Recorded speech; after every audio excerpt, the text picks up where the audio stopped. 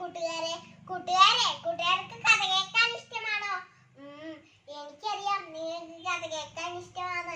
ഞാൻ ഇന്നിവിടെ പറയാൻ പോകുന്ന കഥയുടെ പേരാണ് സുന്ദരി പശുവും മാൻകുട്ടിയും. പണ്ട് ഒരു ഗ്രാമത്തിൽ അപ്പൂന്നൊരു കുട്ടി ഉണ്ടായിരുന്നു. അവൾക്കൊരു പശുക്കുട്ടിയും ഉണ്ടായിരുന്നു. സുന്ദരി ഉണ്ടായിരുന്നു അവളുടെ പേര്. എന്നല്ല അവളെ അപ്പൊ സുന്ദരി ആൺകുട്ടി പുലിമേയ്ക്കാൻ പോയായിരുന്നു. പുലിമേയുന്ന ഇടയിൽ സുന്ദരി ഒരു മാൻകുട്ടിയെ കണ്ടു. പല പ്രാവശ്യം കണ്ടപ്പം അവ ചങ്ങാതിമാരായി. ഒരു ദിവസം മാൻകുട്ടി സുന്ദരിയോട് ചോദിച്ചു, സുന്ദരി സുന്ദരി, നീ എൻ്റെ കൂടെ കാട്ടിലേക്ക് വരുന്നോ? അവിടെ നല്ല നല്ല പൂക്കളും ധാരാളം പുല്ലുകളും ഉണ്ട്. എനിക്ക് വേണ്ടതൊക്കെ തരാം. പല പ്രാവശ്യം വിളിച്ചപ്പോ സുന്ദരി മാൻകുട്ടിയുടെ കൂടെ കാട്ടിലേക്ക് പോയി. കാട്ടിലെത്തിയപ്പോ സുന്ദരി നിറഞ്ഞു. ഹായ് ഹായ്, എത്ര പൂക്കൾ, എത്ര നല്ല നല്ല പുലികൾ.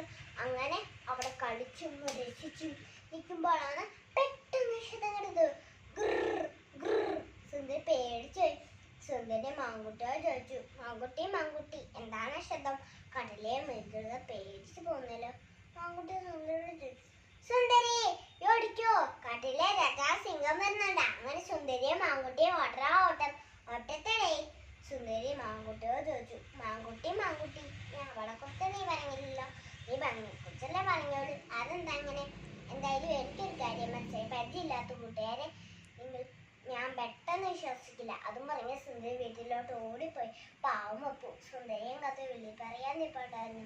സുന്ദരി എന്നപ്പം അവർക്ക് സന്തോഷമായി. കൂട്ടുകാർക്ക് ഗുണവാദം പരിചയമില്ലാത്ത കൂട്ടുകാരെ ഞാൻ പെട്ടെന്ന് വിശ്വസിക്കില്ല. നന്ദി, നമസ്കാരം.